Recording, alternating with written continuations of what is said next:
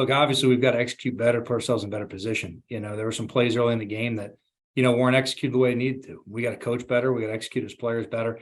We got to make sure we put ourselves in position not to be behind, okay, with that kind of, deficit going into the second half. But, obviously we cleaned that up as we went through the game and we had the results we were looking for, but we can't start off that slow. Fix one thing, or you try to concentrate on one thing, and maybe a couple weeks later that thing, is fixed, but something else shows up, and just that consistency is really, what we've lacked. And I think that, we're just trying to continue to execute those better and coach them better and put our guys in the best positions. And certainly there's a fine line. I think there's probably about 6 plays that I think everyone can think of off the top of their head that, in the game of the NFL, it's a fine line. If they had gone a different way, certainly the outcomes would have been a lot different. We got to play more consistent, have a higher level of attention to detail across the board, coaches, players, etc. We just got to do a better job and get ready to play our best game here coming up on Sunday. But in terms of the opportunity, it's a great opportunity. It's the opportunity to play football against a very good opponent, a division opponent at home here,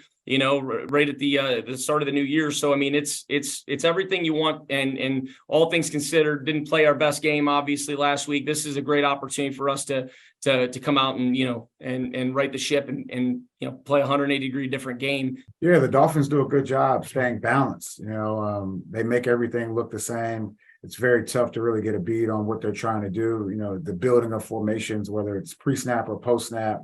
And they do a good job finding a way to get the +1. We always talk about the +1, an extra player over there. So, and then that's not even talking about just the athletes on the field, the Waddles, the Hills, all those guys just they bring a different dynamic to the game. So it's a very tough challenge for us. Yeah, well, they've played all 3 quarterbacks, not the same amount of play time, but all 3 of those guys have played this year.